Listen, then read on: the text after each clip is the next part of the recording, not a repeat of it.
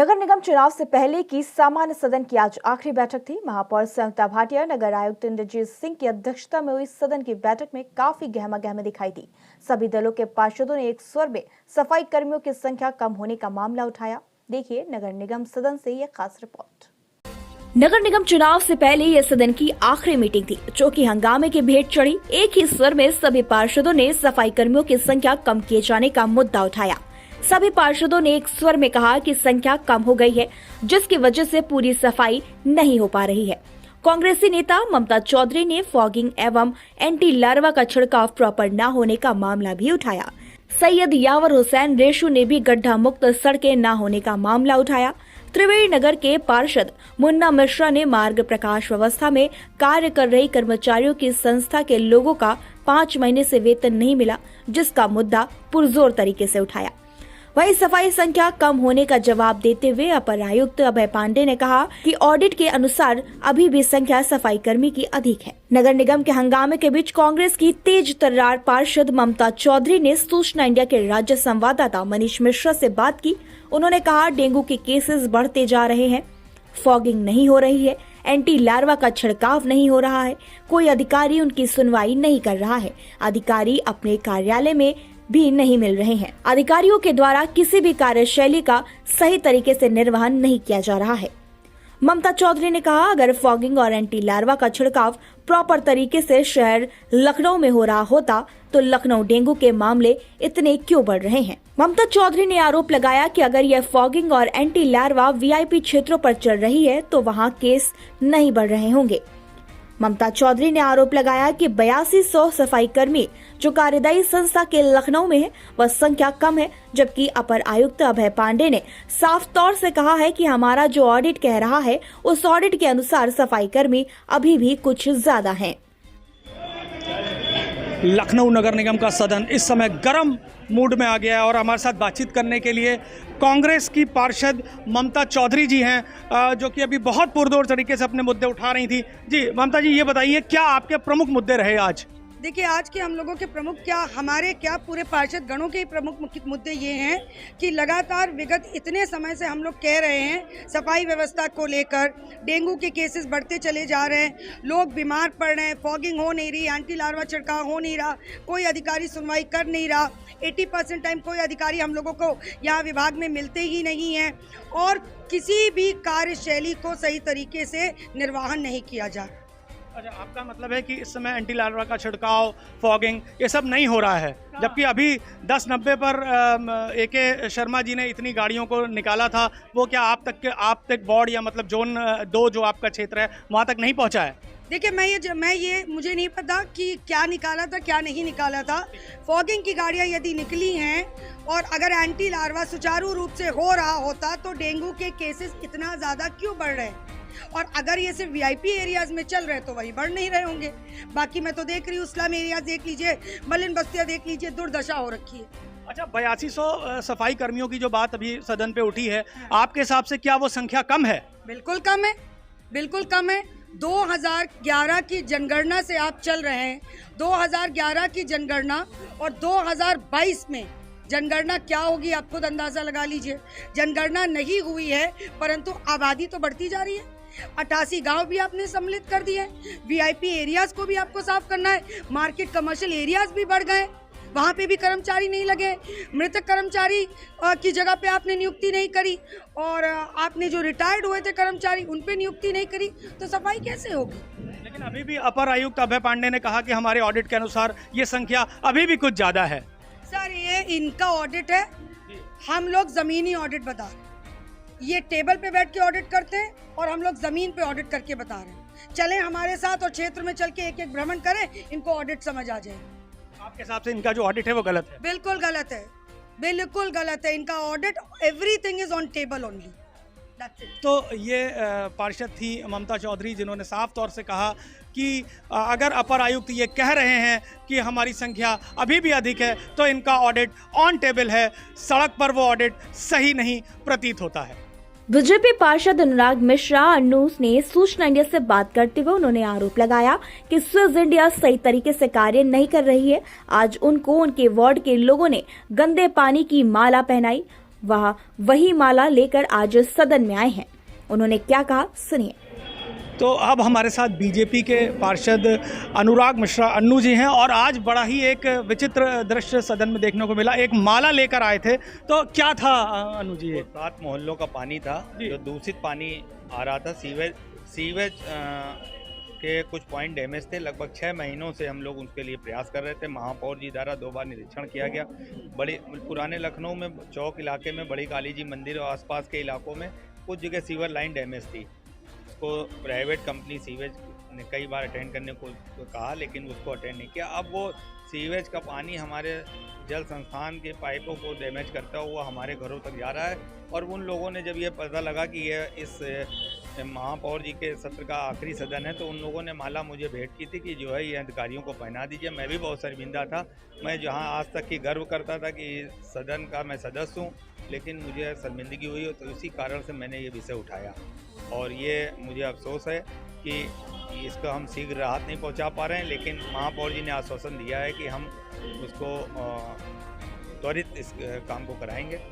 तो आपके हिसाब से जो स्वच्छ इंडिया है जो काम कर रही है वो प्रॉपर सुचारू रूप से नहीं कर रही है?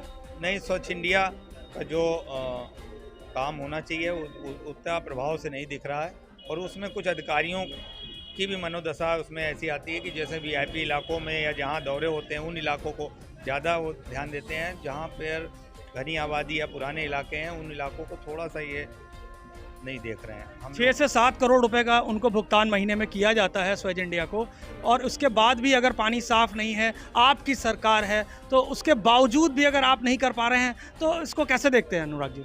नहीं कर पा रहे हैं, बहुत सी चीज़ों पे असर पड़ा है। लेकिन अभी मैं आपके सामने खुल के कहना चाहूँगा कि अभी जो स्थिति होनी चाहिए वो नहीं हो पा रही है। जो मोदी जी के सपने हैं, जो हमारे नगर विकास मंत्री जी चाहते हैं, जो हमारे सरकार चाहती है, हम उन मानदंडों पे खरे नहीं उतर रहे हैं। कुछ इसमें अधिकारी ऐसे हैं जो प्राइवेट कंपनियों को ठेके दे रखे हैं, लेकिन उनमें उतनी लगाम नहीं कस पा रहे हैं। हम लोग इस बात को उठाएंगे और अगर मौका पड़ेगा जन समस्याओं के लिए हमको कहीं भी जाना पड़ेगा, हम उसको जन समस्याओं को दूर करने का पूरा प्रयास करेंगे। क्योंकि हमने जब ये दायित्व निभा रखा है तो हम उस पर खरे उतरने की कोशिश करेंगे। तो ये थे अनुराग मिश्रा जी, जिन्होंने साफ तौर से कहा कि स्वच्छ इंडिया को जो इतना पैसा दिया जा रहा है उसके बावजूद भी स्वच्छ इंडिया लखनऊ में बहुत अच्छा कार्य नहीं कर रही है। वहीं स्वच्छ इंडिया से बात करते हुए सपा पार्षद दल के नेता सैयद यावर हुसैन रेशू ने कहा कि लखनऊ में डेंगू, चिकनगुनिया सफाई आज प्रमुख मुद्दा है। हमने आज अपने महापौर से इन्हीं मुद्दों पर बात की है। यावर हुसैन रेशू ने यह भी कहा कि प्रधानमंत्री ने स्वच्छ भारत की अभियान की शुरुआत की थी, लेकिन वह अभियान हमारे शहर में सुचारू रूप से नहीं चल पा रहा है। उन्होंने साफ तौर से कहा कि 3000 सफाई कर्मचारी जो नगर निगम लखनऊ ने हटा दिए हैं, उसका असर लखनऊ की सफाई व्यवस्था पर पड़ रहा है। उन्होंने यह भी कहा कि जिनकी मृत्यु हो गई है या जिनका रिटायरमेंट हो गया है, उसके बाद भी उनकी जगह पर लोगों को अपॉइंट नहीं किया जा रहा है। सपा पार्षद ने यह भी आरोप लगाया कि इस बार नालों की सफाई नहीं की गई है। उन्होंने यह भी कहा कि इस बार सफाई कर्मी जो नालों की सफाई करते थे उसकी कटौती करी गई है, जिसकी वजह से नाले और नाली साफ नहीं हुई हैं, जिसका परिणाम इस समय हम लोग डेंगू के रूप में देख रहे हैं। उन्होंने यह भी कहा है कि शासन ने अगर लखनऊ के गड्ढा मुक्ति के लिए 5 करोड़ स्वीकृत किए हैं तो वह कम है। लखनऊ के गड्ढा मुक्ति के लिए 300 करोड़ रुपए मिलने चाहिए, तभी लखनऊ को गड्ढा मुक्त किया जा सकता है। तो अब हमारे साथ सपा नेता पार्षद यावर हुसैन रेशू जी हैं। और सर ये बताइए कि क्या आज प्रमुख मुद्दे रहे आपके? देखिए, आज मेन मुद्दा जो है लखनऊ के अंदर इस वक्त सबसे ज़्यादा गंभीर समस्या आएगी डेंगू की, मलेरिया की, चिकनगुनिया की। इस वजह से सफाई मुद्दा सबसे ज़्यादा अहम है। और सफाई मुद्दा इस वजह से सबसे ज़्यादा अभियान है कि हमारे माननीय प्रधानमंत्री जी ने स्वच्छ अभियान चलाया था सफाई के लिए, लेकिन लखनऊ के अंदर वो अभियान नहीं चल पाया। इस वजह से नहीं चल पाया क्योंकि लखनऊ के अंदर 3000 सफाई कर्मचारी हटा दिए गए। जो अगर आपको स्वच्छ भारत बनाना ही है तो कर्मचारी हटाने की क्या ज़रूरत थी?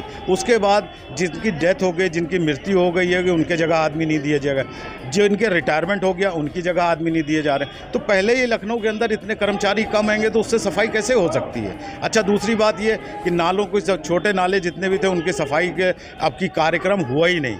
सफाई कार्यक्रम इन्होंने पहले हर बार जो था 10 कर्मचारी दिए जाते थे 1 महीने के लिए, जो छोटी नाली नाले साफ़ करते थे, लेकिन अब की वो आदमी दिए ही नहीं गए, जिसकी वजह से ये गंदगी फैली हैगी और डेंगू की महामारी जो हुई हैगी वो इन्हीं वजहों से हुई है कि सफाई ना होने की वजह से। लेकिन इनका साफ तौर से अपर आयुक्त का कहना है कि ऑडिट के अनुसार अभी भी हमारे पास संख्या जो है वो ज़्यादा है, 8200 की जो संख्या है वो अभी भी ज़्यादा है। देखिए, ऑडिट जो लिया जा रहा हैगा वो उसका बेस जो हैगा वो इन्होंने 25 साल पुराना बेस हैगा, उस बेस पे ये ऑडिट कर रहे हैं। आज लखनऊ की जनसंख्या क्या हो गई है कि आप ये देखिए कि लखनऊ के अंदर डेली कम से कम 3 लाख आदमी आता जाता रहता है, तो वो जो आदमी आता जाता है तो वो क्या उसके द्वारा गंदगी नहीं की जाती है, उसके द्वारा भी गंदगी की जाती है, उसकी भी साफ सफाई की हमारी जिम्मेदारी है। वो जिम्मेदारी हम लोग नहीं निभा पा रहे हैं, नगर निगम उससे जो है कतरा रहा हैगा।